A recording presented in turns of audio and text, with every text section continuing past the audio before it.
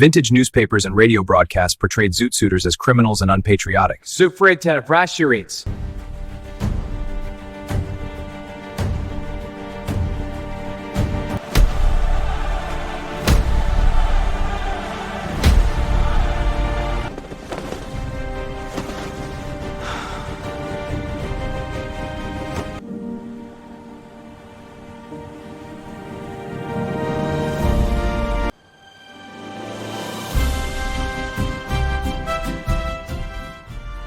The zoot suit was more than fashion.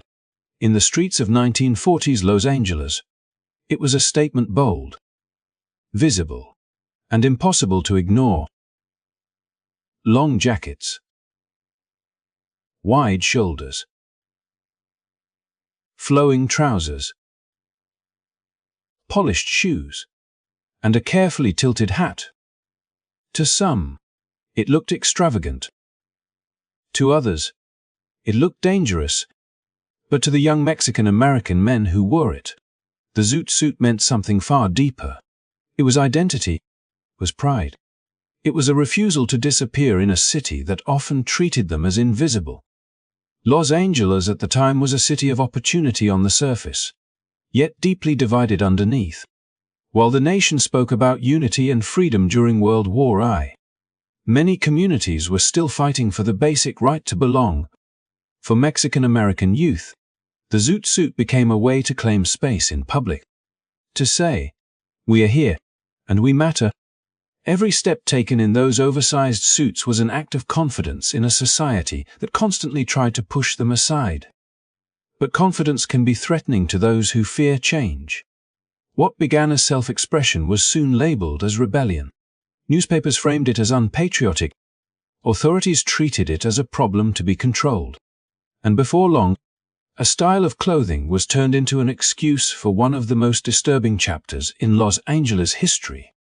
In this video, we uncover the truth behind the zoot suit, the fear it created, and the events that followed, events that many tried to erase, distort, or forget. This is not just a story about clothing. It is a story about power, identity, and how quickly a society can turn against its own people. If stories like this matter to you, stories that challenge official narratives and reveal the hidden layers of history, make sure to like this video, subscribe to the channel, and turn on notifications. Let us uncover the past together, and make sure these stories are never silenced again. Beneath the confidence and boldness symbolized by the zoot suit, Los Angeles in the early 1940s was a city quietly cracking under the weight of its own contradictions. The streets shimmered with wartime prosperity, factories roared day and night, and new workers poured in from across the country, drawn by the promise of steady pay and a chance to contribute to the war effort. From the outside, it looked like progress, but for many who lived there, especially communities of color, that prosperity came wrapped in invisible walls. Neighborhoods were divided not by chance, but by design.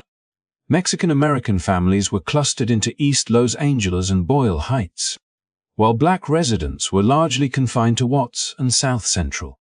These areas pulsed with culture, music, and resilience. Yet they were systematically neglected. Schools were underfunded, housing was overcrowded, and public services arrived slowly, if at. Meanwhile, just miles away, wealthier neighborhoods expanded comfortably, protected by unwritten rules and legal barriers that kept certain people out. The city grew, but it did not grow equally. When World War I intensified, those divisions became sharper. Thousands of white men were drafted and sent overseas, leaving behind jobs in shipyards, aircraft factories, and defense plants that had to be filled quickly.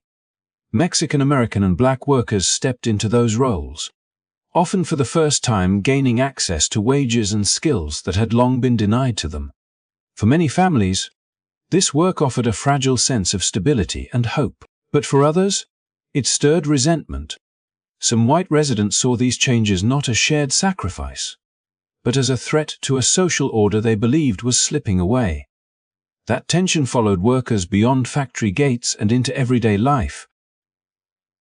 Crowded buses, packed streets, and shared public spaces became places where frustration simmered. The city spoke of unity, yet daily interactions were shaped by suspicion and unequal treatment. Law enforcement played a central role in reinforcing this divide. In minority neighborhoods, police presence was heavy and often aggressive, guided by the assumption that young men were potential trouble rather than citizens. Small gatherings were treated with distrust, and appearances alone could invite questioning or worse. The message was clear: opportunity might exist, but belonging was conditional. At the same time, popular media amplified fear rather than understanding. Sensational headlines blurred the line between isolated incidents and entire communities, turning cultural difference into something to be monitored and controlled. Stories focused on danger, disorder, and alleged crime, rarely acknowledging the pressures created by segregation and discrimination. As these narratives spread, they shaped public perception, making it easier to view young Mexican-American men not as neighbors or workers, but as symbols of a problem that needed fixing. All of this unfolded beneath the glow of a booming economy, creating a striking contrast between appearance and reality. The city thrived on the labor of those it refused to fully accept, and the imbalance bred anger on all sides. For the youth who wore zoot suits, walking through this environment meant navigating a landscape where pride was mistaken for provocation and visibility was treated as defiance. The hostility did not appear overnight. It accumulated quietly, built from years of exclusion, fear, and unequal power. By the time tensions reached the surface, Los Angeles was already primed for conflict, waiting only for a moment that would expose just how fragile its image of harmony truly was. As tensions quietly built across Los Angeles, another powerful force was shaping how the city understood itself and the people within it. Each morning, newspapers landed on doorsteps with bold headlines, and each evening, radios filled living rooms with authoritative voices describing what was supposedly happening in the streets. For many residents, these sources were not just information. They were reality itself. And slowly, almost imperceptibly, that reality was being rewritten. Stories about young men in zoot suits rarely spoke of factory shifts, family obligations, or the everyday routines of life in East Los Angeles. Instead, the coverage focused on spectacle and fear. Articles emphasized excess, describing the suits as symbols of waste at a time when the nation was urged to conserve for the war effort. Radio commentators questioned the loyalty of those who wore them, suggesting that style itself reflected a lack of discipline or respect for national unity. Through repetition, these ideas took root, shaping a public image that reduced an entire group of young people to a single, threatening stereotype. The language mattered. Words chosen by journalists carried weight, especially during wartime, when patriotism was closely tied to moral judgment. By framing zoot suiters as reckless or uncommitted to the national cause, the media placed them outside the boundaries of what was considered acceptable citizenship. This framing did not rely on facts so much as implication, creating a sense that something was wrong, even if it could not be clearly defined. Fear thrives in that uncertainty, and soon it spread far beyond the neighborhoods where the suits were worn. Radio amplified these messages with an intimacy that print could not match. Voices speaking directly into homes gave warnings urgency, blurring the line between reporting and persuasion. Listeners were encouraged to believe that disorder was growing, that the city was under threat from within. Rarely did these broadcasts ask why young people gravitated towards such bold self-expression, or what conditions shaped their lives. Complexity was sacrificed for simplicity, and nuance gave way to suspicion. As these narratives circulated, they began to influence how institutions responded. Police attention intensified, guided not just by behavior but by appearance. A style of clothing became a marker that justified stops. questioning, and surveillance. In the public imagination, the zoot suit itself became evidence, and wearing it was treated as an act that invited scrutiny. This shift did not happen all at once. It unfolded through countless small moments, each reinforcing the idea that certain bodies were problems waiting to happen. The broader public absorbed these messages without seeing the mechanisms behind them. Few questioned why entire communities were being defined by selective reporting or why acts of self-expression were interpreted as defiance. The repetition of alarming stories created familiarity, and familiarity bred acceptance. Over time, prejudice no longer appeared as prejudice. It looked like common sense. By the time open hostility emerged, it felt to many as a reasonable response rather than a dangerous escalation. In this environment, the distance between perception and reality widened dramatically.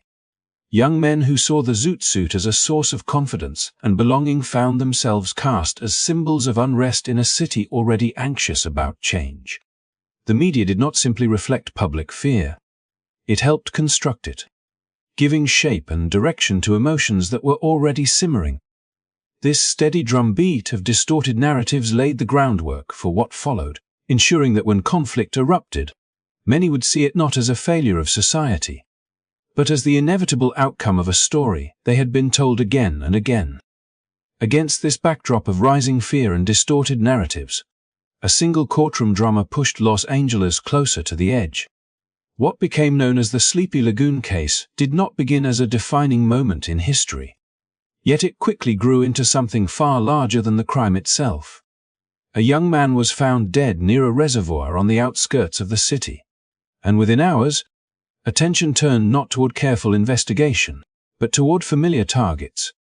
Groups of Mexican-American youths were rounded up, questioned, and treated as suspects long before evidence could speak for itself. The trial that followed unfolded in a way that reflected the city's deepest anxieties rather than its commitment to justice. In the courtroom, appearance and identity carried more weight than facts. Defendants were presented in a manner that emphasized difference rather than individuality, subtly reinforcing the idea that they belonged to a dangerous group rather than standing as individuals before the law. Basic legal standards were bent, and the presumption of innocence felt distant. Observers could sense that the outcome was being shaped by fear already circulating outside the courthouse walls. Media coverage of the trial intensified this atmosphere. Headlines focused on sensational details while ignoring inconsistencies and unanswered questions. Reports framed the accused as symbols of a broader threat, blending the case into the existing narrative that young Mexican-American men were prone to disorder. Each article and broadcast echoed earlier portrayals, strengthening the association between cultural identity and criminal behavior. The courtroom became a stage where stereotypes were not challenged, but confirmed in the public imagination. As the verdicts were delivered, their impact reached far beyond the families directly involved. For many residents, the trial appeared to validate what they had been told for months.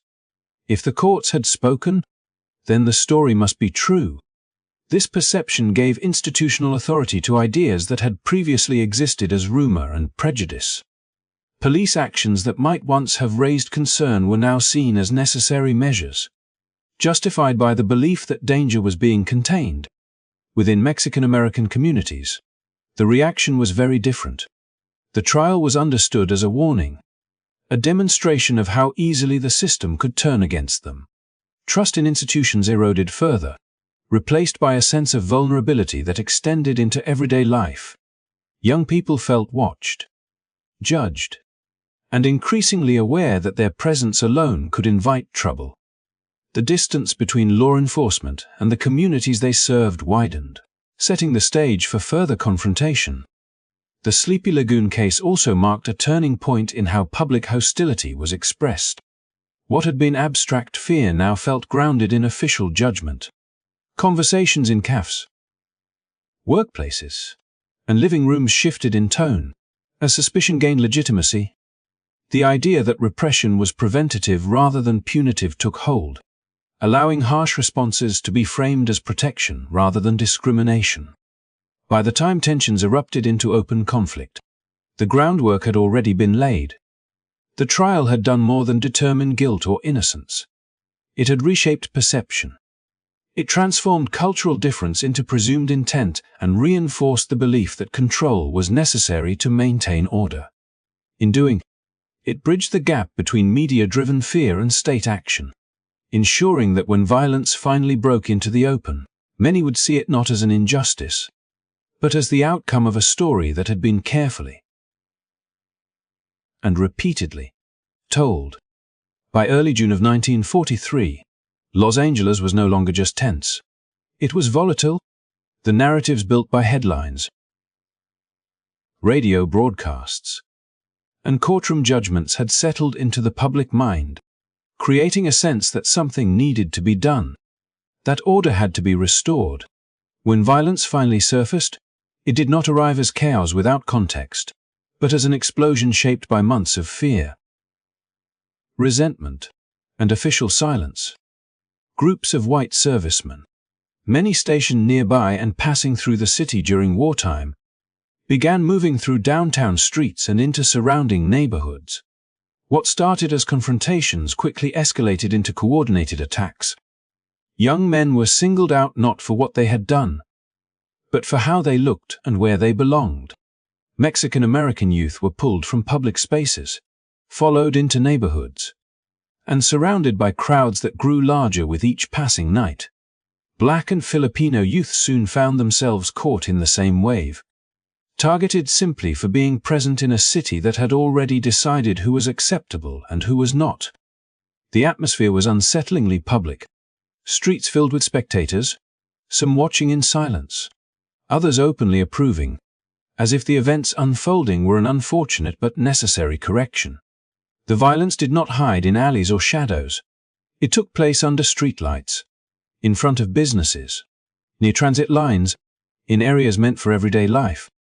This visibility mattered because it sent a message far beyond the immediate victims.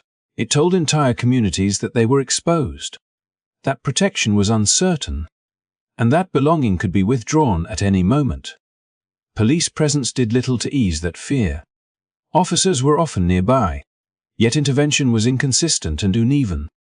When arrests were made, they frequently targeted those who had already been attacked rather than those who initiated the confrontations. The logic seemed to follow the narratives that had come before. Certain groups were viewed as the source of disorder, while others were seen as reacting to it. This imbalance deepened the sense that authority was not neutral, but aligned with one side of the conflict. As nights passed, the violence widened in scope. Restaurants, theaters, and public gathering places became sites of tension, places where people hesitated before entering or avoided altogether. Families kept loved ones indoors, unsure of what might happen if they ventured out. The city's rhythm changed, marked by anxiety rather than celebration. What had once been described as isolated incidents now felt like a sustained campaign, driven by the belief that entire communities needed to be disciplined. For those targeted, the experience was not only physical but deeply psychological. The realization that attackers could move freely, often unchallenged, left lasting impressions.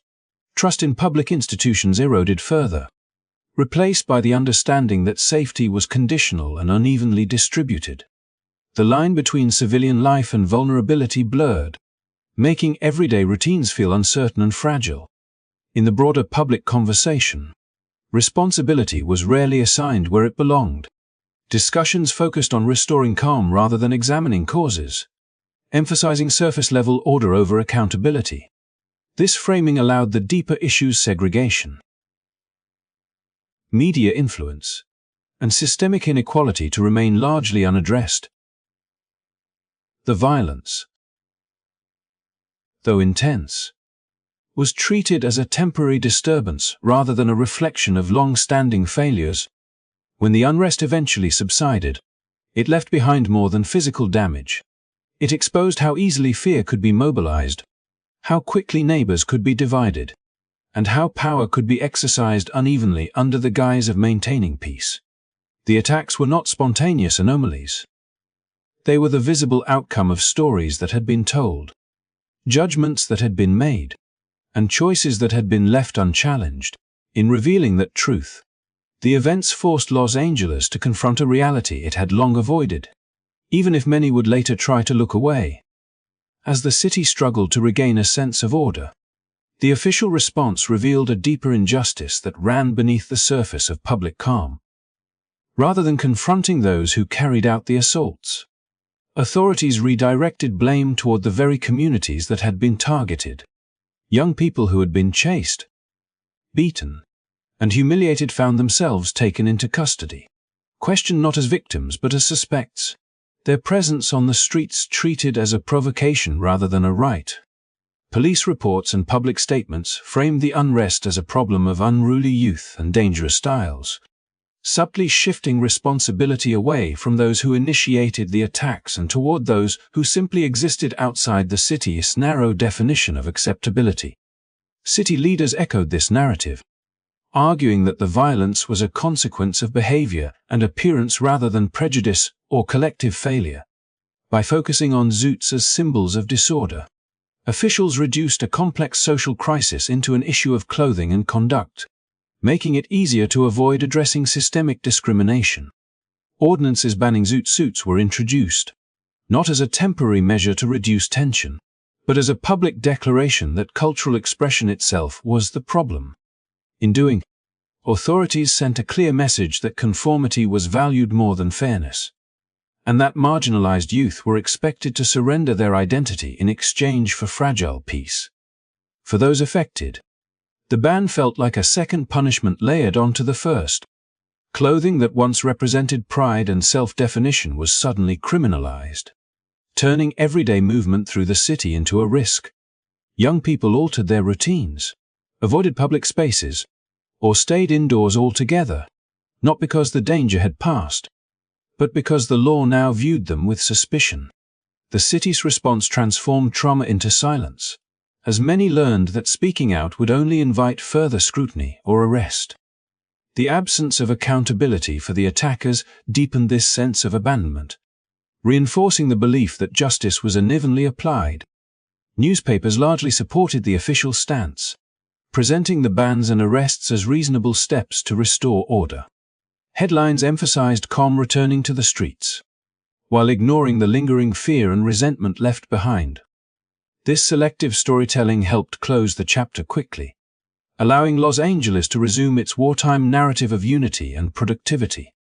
Yet beneath that surface, trust between communities and institutions had been damaged, replaced by an understanding that protection was conditional and easily withdrawn. In the years that followed, the decision to blame victims rather than confront perpetrators shaped how the events were remembered, or more accurately, forgotten.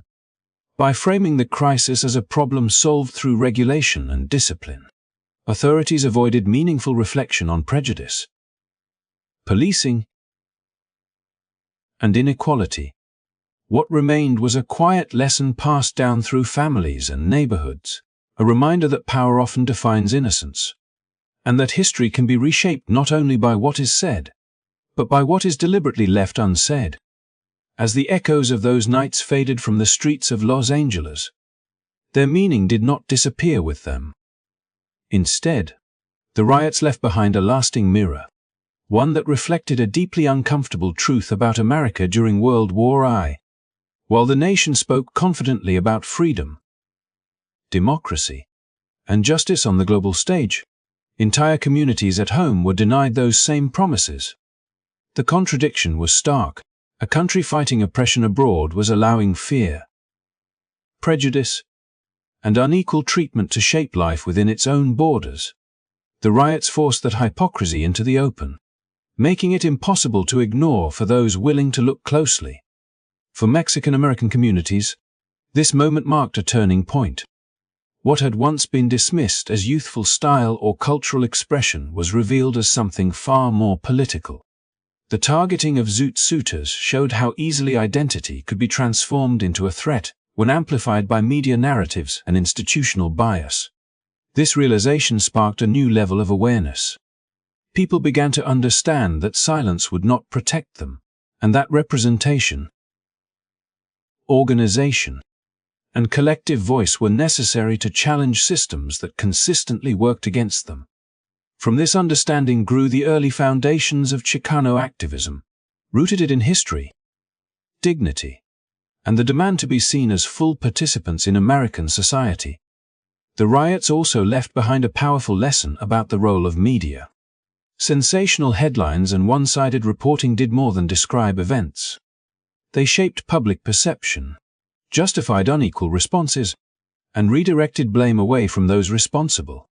By repeating simplified and distorted stories, media outlets helped turn neighbors into targets and fear into policy.